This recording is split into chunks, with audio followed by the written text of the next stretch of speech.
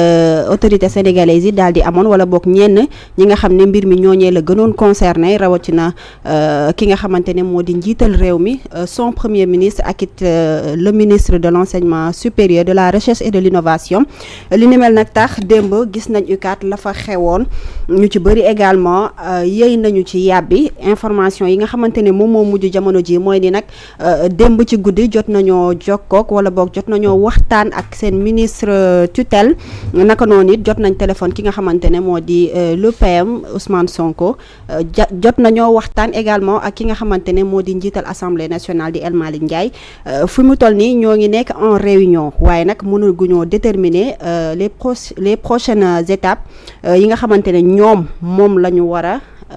jëfee ndax grève bi dafay daal di wëy jaaree na fa dakk ba faaw wala boog est-ce que trouvé nañ ay solution Sohaibou Sagna jamono ji ñun ñëpp ñoo ngi toog di xaar résultat yi nar a tukkee ci réunion bi nga xamante ne moom mooy am jamono ji ñuy wax. waaw démb bu ñu nekkee plateau ñëpp wala askan Sénégal ñëpp dénoncé nañ loo xamante ni moom moo di le silence des autorités ñeneen ñu tuddee ko le silence coupable ñeneen ñi naan le silence complice par rapport à loo xamante ni moom moo di affrontement bu nekk di am diggante force de l'ordre ak les étudiants démb ñu ne rencontré nañ ki nga xamante ni moom moo di le président de l'Assemblée nationale El Malick Ndiaye ñu jox leen ay promesses avant ginnaaw El Malick Ndiaye tamit rencontré nañu yeneen autorités mais finalement ils n'ont pas dévoilé le nom de ces autorités à part Malick Gakou boo xamante ni nekkoon na foofu ñu ne démb si guddi aussi rencontré na le professeur Daouda Ngom mooy xamante ni moom moo nekk ministre de l'enseignement supérieur de la recherche et de l'innovation avant ñuy jokkoo ki xamante ni moom moo di le premier ministre Ousmane Sonko bu leen rassurer que ni parce que boo gisee tamit ñu suspendre ñu ne le premier ministre les a rassuré que le problème sera réglé et qu'il faut prendre la question des bourses au sérieux ba pare ñu def ci benn rencontre xawma assise lay doon boo xamante ni dinañ régler définitivement cette histoire des bourses maintenant li xamante ni ñu ne tey métti na leen trop l'état ñoo suspendre seen grève pendant 48 heures loolu démb si guddi la woon démb si c'était dans la soirée mais à leur grande surprise ce matin dañoo dugg fekk ci université policiers yi dugg ci biir enceinte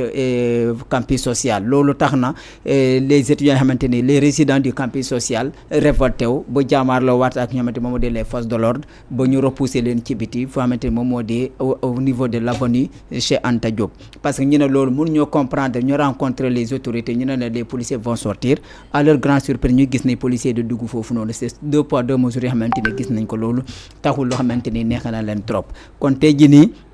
bu fekkente ni les autorités les ont écoutés alhamdoulilah parce que je me rappelais aussi depuis 2012 ñi xamante ni ñoom ñoo nekk assemblée nationale dañu daan jouer un rôle fondamental dans la résolution de la crise universitaire parce que je me rappelle lorsque Moustapha Diakhaté nekkoon le président du groupe parlementaire Benno Bokk Yaakaar bu université gënoon métti en 2012 daan na rencontré ñoo xamante moom moo di les étudiants directement c'était le groupe parlementaire Benno Bokk Yaakaar pas directement ki xamante ni moom moo di le président d'alors Moustapha Niasse qui rencontrait les étudiants cette fois-ci nag bu fekkente ni ñoom rencontré na directement la deuxième autorité de l'État muy El Malick Ndiaye loolu mën na am boo xamante ni moom moo di beneen promesse parce que législature aussi ñoom mën nañu jouer un rôle fondamental par rapport à la question des bourses par rapport ñu mun ko régulariser définitivement sécuriser ko parce que la façon dont l'État du Sénégal s'organise pour fay ñoo xamante ni moom moo di le salaire des fonctionnaires war nañ mën a organiser de telle sorte que la bourse des étudiants aussi puisse être payée à temps surtout ñu régulariser loo xamante ni moom moo di les inscriptions ñu mun koo encadrer képp koo xamante ne ayant droit nga nekk ayant droit nga mun accéder facilement à la bourse parce que boo gisee tout le temps le mot ayant droit di ñëw aussi samay analyse parce que ñoom autorités yi ay jamono ñoom ñoo xamal ni am na ñoo xamante ni ay nit la ñoo xamante ni nekkuñu université nekkuñu étudiant daan nañoo am bourse facilement léegi nag ñi leen faciliter ce système là ce n'est pas les étudiants étudiant du mën a inventer une carte d'étudiant wala def quoi que ce soit pour que nit mën a accéder à la bourse maintenant bu fekkente ne loolu tax na les autorités di def la sourde oreille ñu war nañu mën a am benn dispositif boo xamante ne avec la direction de l'informatique boo xamante ni c'est à l'UCAD la DC direction des services service informatique ñoom ñu mën a informatiser telle sorte que képp koo xamante ni ayant droit nga bi nga dugg université jusqu'à ta sortie le paiement de ta bourse doit être automatique. beneen cas 2012 la daloon les autorités d'alors mooy dañoo jàppoon ne étudiants yi grève ay étudiants politiques et ce sont des étudiants politiciens ñoo nekk seen i ginnaaw wala ay étudiants cartouchards la ñu ñëw bu leen faale ba les autorités ont fermé les portes de la négociation loolu moom mu mujj indi ay jéey parce que ay jamono c'est vrai qu'on n'a pas encore constaté dans ce cas ay temps da ngay gis ne benn leader syndical ñu ne kidnappé nañ ko ba nga tel commissariat wala dañ koy def jugement je me rappelle Astako Diagne a été kidnappé Sadji a été kidnappé Dogui a été kidnappé leader syndicaliste yu bëri dañoo leen jékki-jékki rek ñu ne génne nañ police jàpp leen ñu yóbbu leen commissariat lii cette fois-ci loolu amul à part que loo xamante ni moom moo di les blessés yoo xamante ni war nañ ko mën a ñaawlu mais en tout état de cause yaakaar nañ ne les autorités doivent définitivement écouter les étudiants pour mën a satisfaire seen besoins parce que la bourse c'est une question de dignité pour les étudiants. tout à fait Gaye Para grève étudiants yi ñoo ko gisandoo jamono ji mën nañ ne dañoo ko daal di posé gum ba daal di gis lu leen leer àtte bor fay la ñenn ñi wax ndax gis nga ni mënees nañoo xaarandi bu ñu waxtaanee ak autorités yi solution mën a génn foofule. waaw benn solution la mooy ñu fay seen xaalis. ma am ci nag lu ma metti trop wax dëgg yàlla parce que projet bi nga xam ne ñun Pastef la teg nañ ko bokkoon na ci nan lañuy jaar pour régler problème crise universitaire bi te wax dëgg yàlla ku ne xam nga ne tey bu fekkoon ne dafa nekk loo xam ne mën na nekk lu anodin nga xamante ne nos autorités mu nekk secteur boo xam da nga naan maîtriser wuñu ko mais malheureusement conflit bi nga xam ne wala coow li nga xam ne moo nekk université Sénégal amul képp koo xam ne régime nga bu nekk fi boo xamante ne ump na la parce que 80% de nos dirigeants tey ay anciens universitaires lañu ñii di force de l'ordre tamit 80% ci ñi nga xam ne ñoo leen yilif yaa xam commissaire de police nga yaa xam officier bu armée nga yaa xam officier bu gendarmerie nga jaar nga faculté donc étudiants yi di dund képp koo xam ne tey ànd nga ci rek ne étudiants yi ñoo nekk ci dëgg c'est parce que da nga xamul réalité yi nga xam ne moom la étudiants yi di daj ak si bi te it foofu nag wax dëgg yàlla mooy le temple du savoir foo xamante ne ñun 80% de nos dirigeants presque foofu la ñuy génnee. wax dëgg yàlla waroon nañu am plus de considération si ñooñu nga xam ne ñoo fa nekk premier ministre fa la jaar ba am ay lijaasaam kii di président de la république foofu la jaar ba am ay lijaasaam ak 80% des membres du gouvernement de Macky Sall tey jii ñi nga xam ne mën nañu wax ne jaar ñu fag ci sunu dirigeants yi Senghor dong nga ko mën a wax ak tuuti ci Abdou Diouf te Abdou Diouf jaar na fa. donc mu nekk góom boo xam ne wax dëgg yàlla heure am jot na à ce que ñu jël ci ay mesures yu idoines à ce que ñu régler ko pour nekk ci beneen projet maa ngi rappelé wu premier ministre Ousmane Sonko bi muy def campagne ba dugg fac keroog na ko étudiants yi teeroo am yaakaar ca moom def ko ful bi nga xam ne ñoo fa nekk kenn mësul gis lu mel noonu te man jàpp naa ne 80% des étudiants yi nga xam ne tey ñoo nekk ci université bi wax dëgg yàlla jàpp naa ne si projet bii nga xam ne moo di Pastef les patriotes ci lañ bokk donc bu ñu faloo ba nekk au pouvoir presque bientôt 2 ans te ñuy toog naan di diggat élèves ak étudiants yi dañu amal leen xaalis bourse te fay ñu leen ko y'a problème problème bi mooy état bi mu waroon ñëw communiquer ci affaire étudiants yi dafa yàgg mu am ci benn mutisme boo xam ne waxuñu leen tey lu ñu mujjee nii bu ñu ko njëkk woon étudiants yi du ñu grève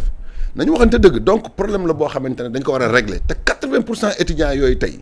mais seen i baay ak seen i ndey nekkuñu ñoo xamante ne tey dañu am alal ay doomi baadoolo la ñoo xam ci ay paysans lañu ci àll bi la ñuy jógee ñenn ñi ngi jóge ci banlieue bi di ko jaayante am na si ñoo xam ne bourse bu maigre boobu nga xam ne moom la ñuy am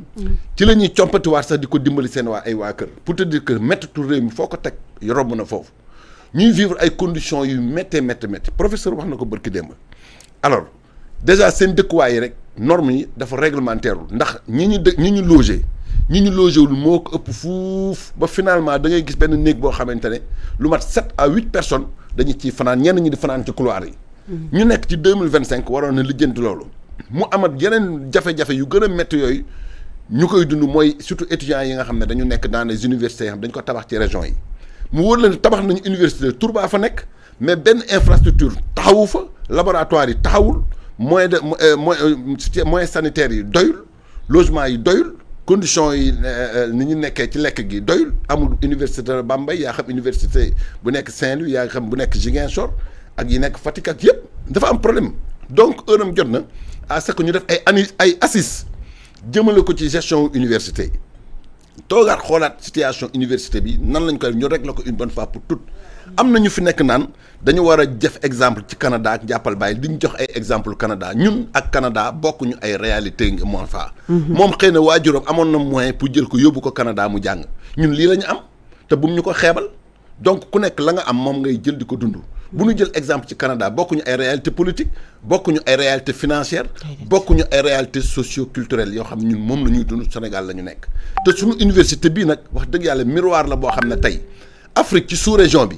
kenn ku nekk tey sa sac la wala am nga tey fierté pour jege sa doom mu ñëw jàng si Dakar donc flambeau boobu nga xam ne téye nañ ko buñ ko yàq tey ndax wax dëgg yàlla université yi ku ne xam nga ne recteurs yi ak ñi nga xam ne tey ñooy jàngale xale yi ak professeurs yi fi nekk ku ne xam nga ne ay borom xam-xam yu métti la li ci des nag mooy relation nguur gi ak ñoom nañ ko régler koppar la nañu fay xaalis bi mu jeex takk ñu nekk ci leneen te ni xaalis ci fonctionnaire yi bañee di tardé buñ ko defoon université de toog ba ñu leen di amel ay bor donc seeni salaire ñoom fonctionnaires yi ñoom directeurs yi ñoom agents sanitaires yi ak ci amu ci benn secteur boo xam ne weer dina dee nga war a fayeeku Seydi Gassama mu ngi wax ni par exemple ci budget bi ni ñuy voté salaire yi noonu la ñuy voté li nga xamante ne moom moo di bourse yi donc pourquoi ñu war a mën a fay salaire sans pour autant fay mais man foofu nga may ñëw loolu ma jaaxal loolu moo ma jaaxal nañu def ba mën a fay salaire yi bu ñu ko defoon def ko du au sérieux kon université kenn dootu fa grève man bi ma déggee ne ñi ngi grève parce que bourse lañ leen amel wallaay azim am naa lu ma naqari trop parce que ñun Pastef la ñu bokk te loolu dafa bokkoon ci projet bi dëgg la